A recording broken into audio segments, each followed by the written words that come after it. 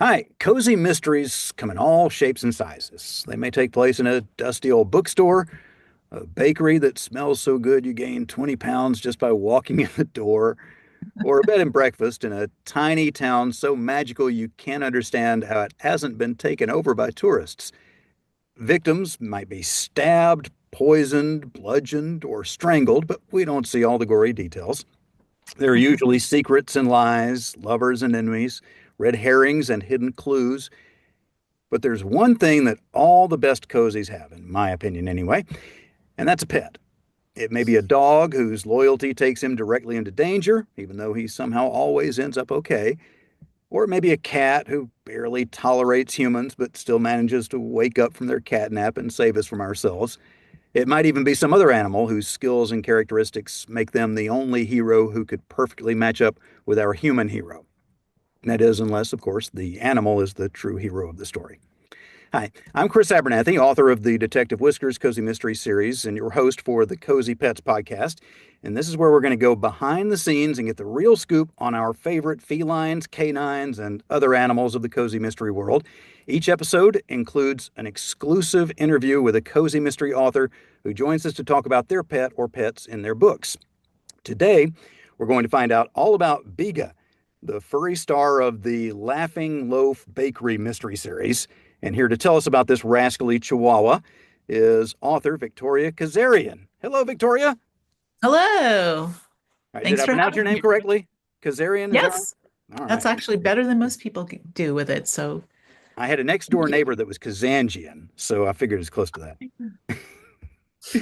So, um, first off, we're here to talk about Biga, and we'll talk about other aspects of your books as well. But we want to meet Biga.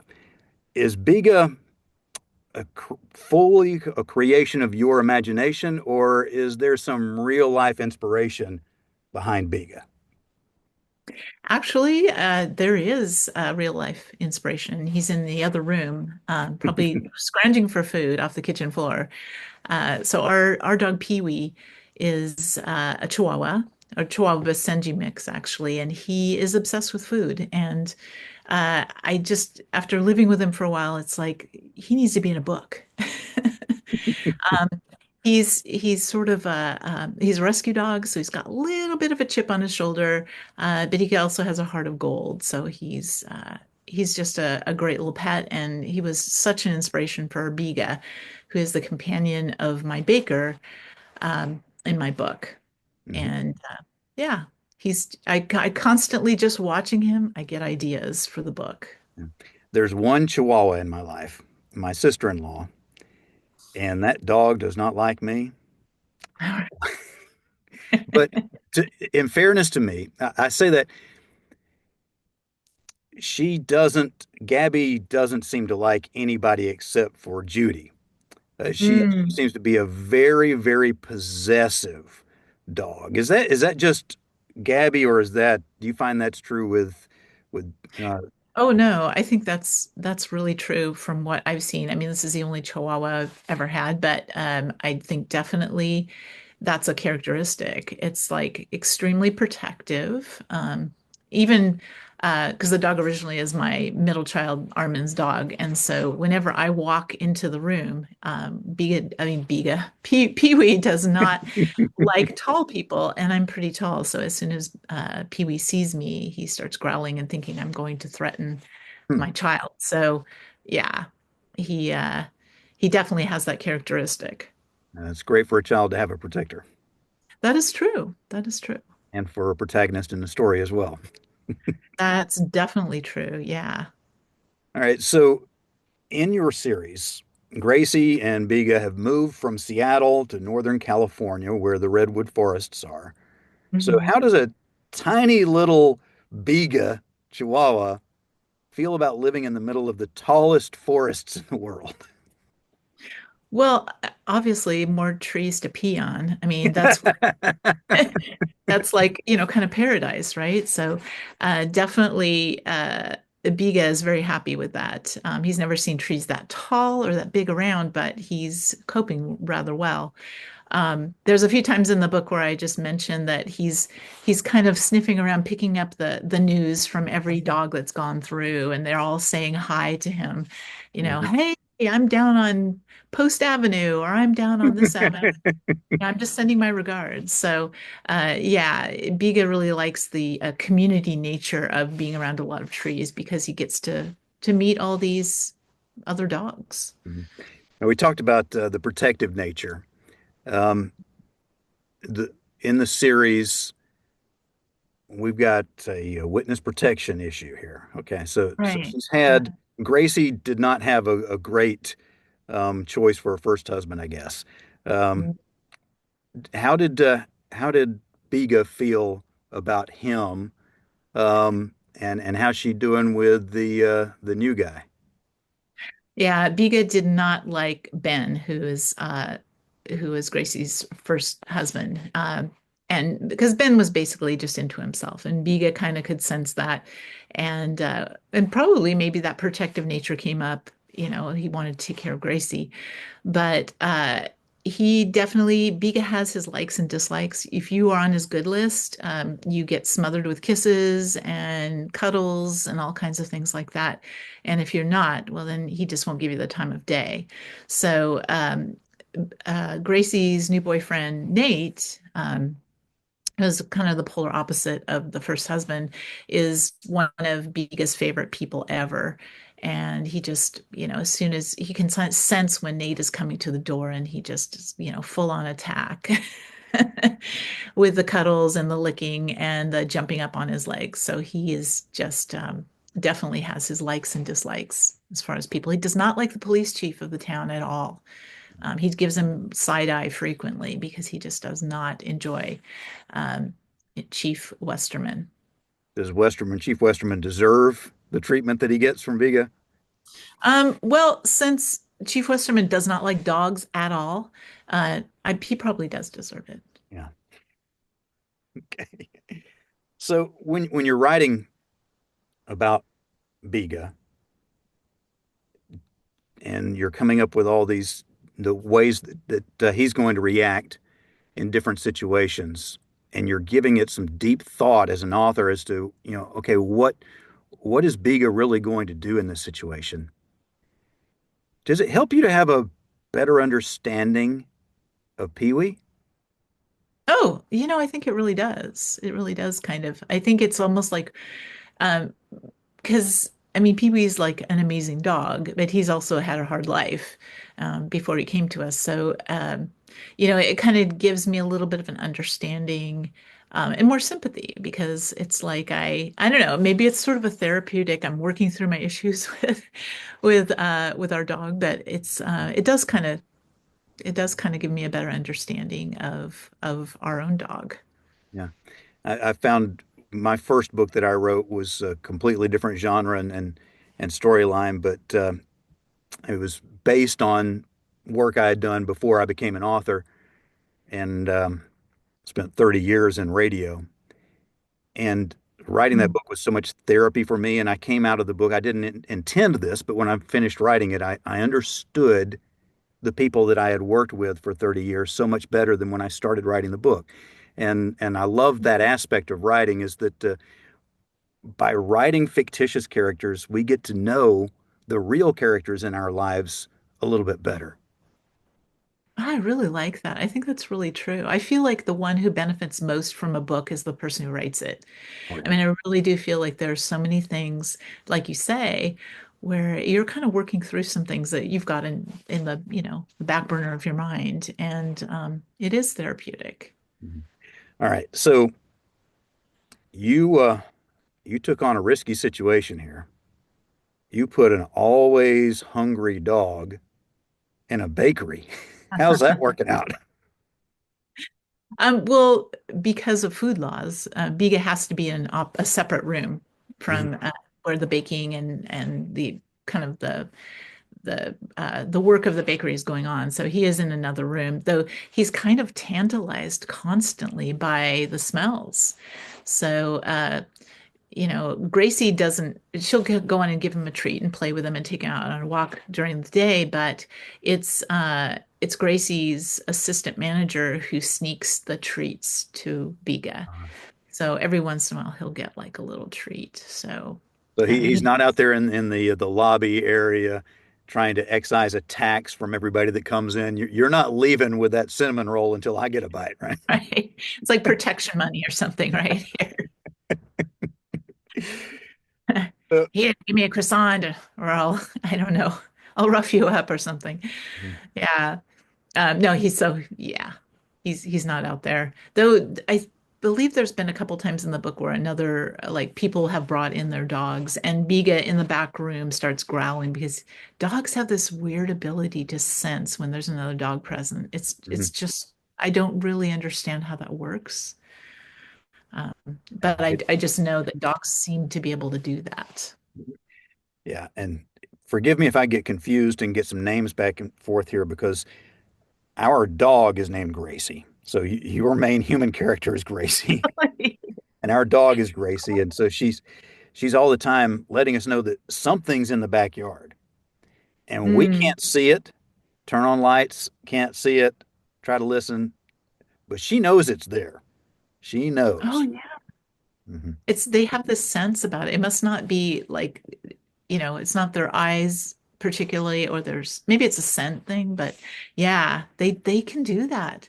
Like I swear, our Pee-wee can sense a fly outside, or in another room, knows there's a fly there, and that is the biggest threat to our safety that he's ever seen because he will just totally react to that and begin And sometimes barking. it's a great gift, and sometimes it's like, could you please just try to protect me a little bit less? Exactly, exactly. But there'll I be was reading someday in your when he'll bio that, save the. I'm sorry? I said someday he'll save the day. Yeah. Be like, yes, Mhm. it was the dog that saved us. I was reading in your bio that you're big on the development of the characters, the character arc, and the journey that that character takes, not just throughout a book, but throughout a series and moving on. So obviously, we're going to see a lot of growth with Gracie as her life is completely upended. She goes from being a tech person in Seattle, the big city, to doing the bakery thing in a completely different environment. She's going to have that big learning about herself, self-discovery arc. Do you send Biga on a journey of self-discovery as well, or is Biga already who Biga is going to be? That's a really interesting question. I have to think about that. Um, I think that, yeah, Biga has learned that not everybody he thinks he's suspicious of is bad. Not everybody that makes him growl is turns out to be bad. And I think there are occasions when he's learned that. Um, and that would be kind of an interesting challenge. I'll have to think about that for the rest of the series. Like what are some other ways that he can grow as a character? He is way too sarcastic. He's kind of, he just, I don't have him talk, obviously. He's a dog. This is more of the real world maybe than other series, but Mhm. he, he definitely mutters, in a way that Gracie kind of knows what he's saying. And it's usually sarcastic. Mhm. Okay. I love that you got the joke of the day in the bakery Mhm. in there. So the first one at the beginning of the first book, bacon and eggs walk into a bar and order a beer. Bartender says, "I'm sorry, we don't serve breakfast in here." That's nice.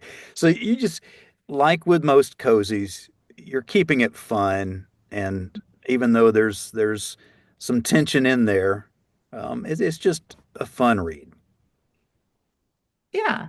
Yeah, I definitely say so. Yeah, I just love dad jokes. I mean, they're like just one of my favorite forms of humor. I grew up with a dad who just he even made up his own and they were just so bad, but they you couldn't help but laugh, and I think a lot of people had dads like that as well. And I think that one comment has been that they really appreciate the jokes for that reason.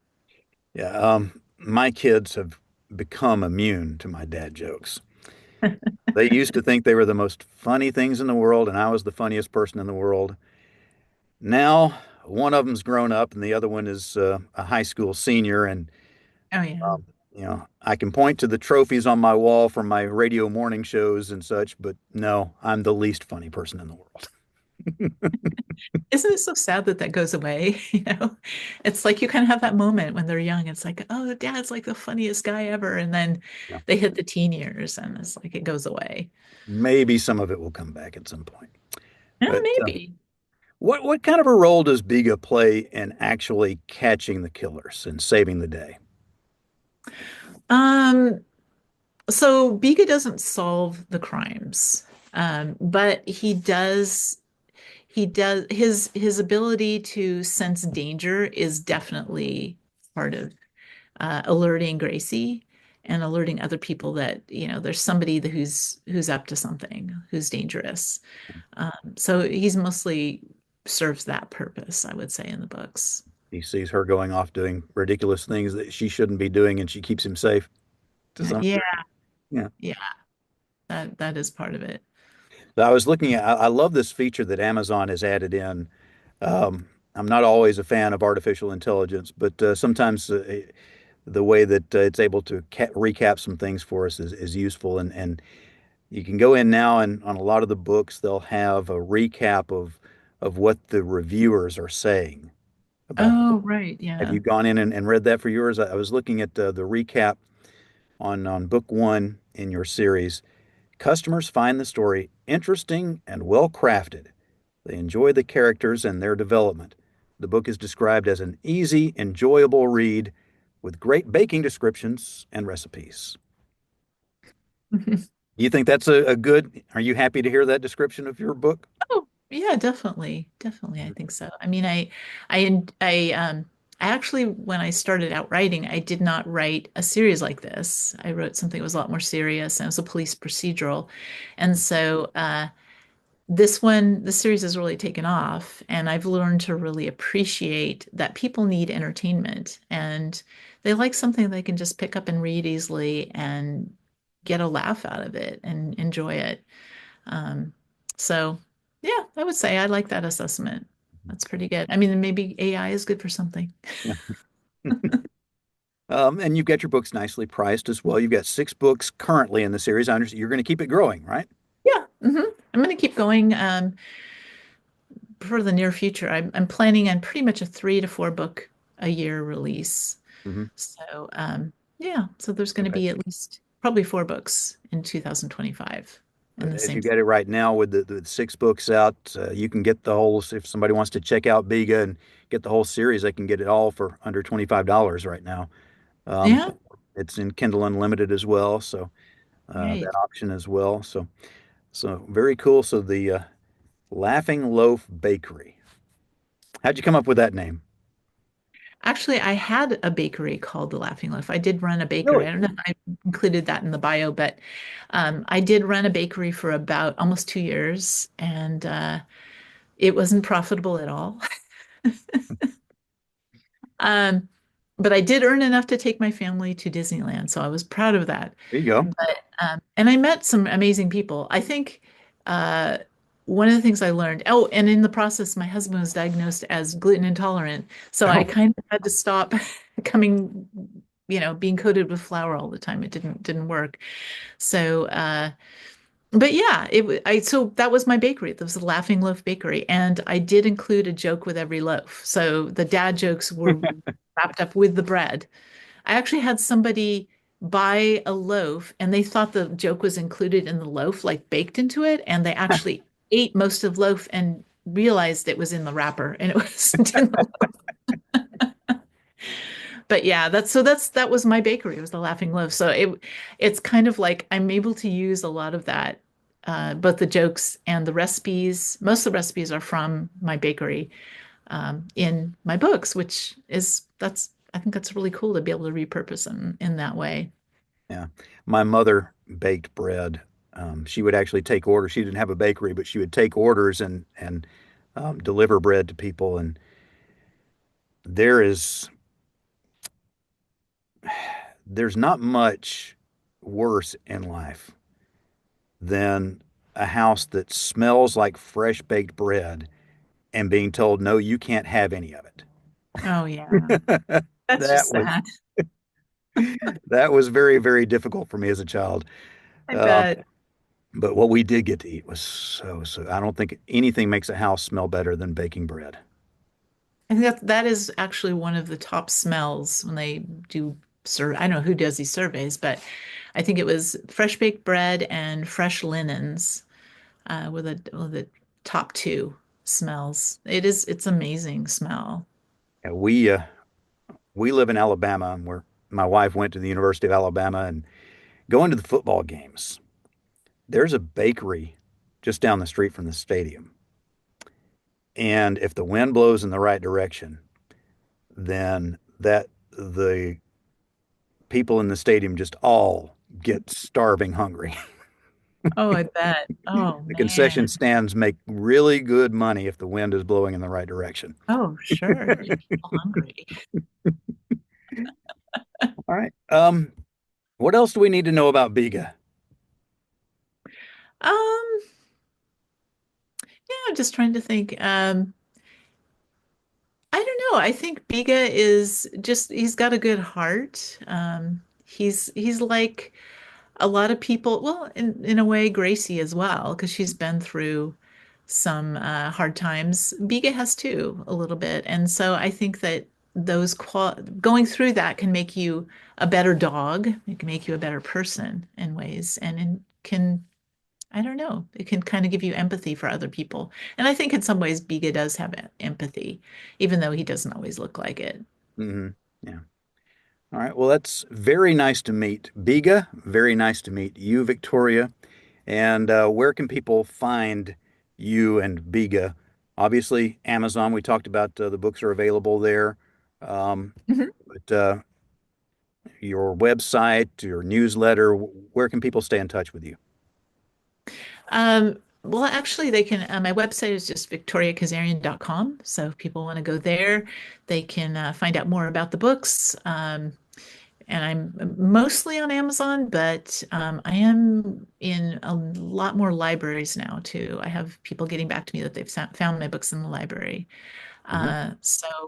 But probably just going to my website will probably be a good way to find out more information.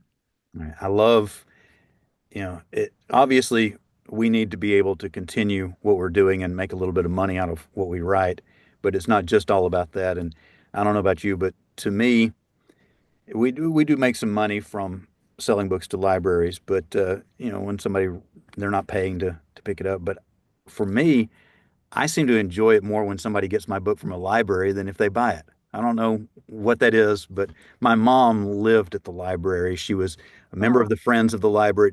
In our household, the biggest day of the year wasn't Christmas. It was the preview day for the Friends of the Library book sale. oh yeah. Oh, I We're bet. actually there are pictures of us in the local newspaper from when they would go down and take pictures of the book sale, and we ended up in there. But we love that. So libraries are great, and we need to go and support those as much as we can. Definitely. No, that's great. That's great. I remember my dad was the big book collector and he would like plot okay, what this library in this town is having a sale. And he would go through and then unfortunately, after he passed away, we had to get all the books out of the house and figure out what to do with them. But he just adored books. So, yeah, I hear you. I think libraries are an amazing, amazing resource. All right. Well, go check her out, victoriakazarian.com. And thank you so much for joining us on this edition of the Cozy Pets podcast. You can subscribe to this YouTube channel so you'll know when it's time to meet another author and their cozy mystery pets. You can follow me on Facebook at facebook.com/author chrisabernathy.com or visit my website, authorchrisabernathy.com. And now you've got some new books to read, so we'll see you next time on the Cozy Pets podcast. Okay. Thank you, Chris.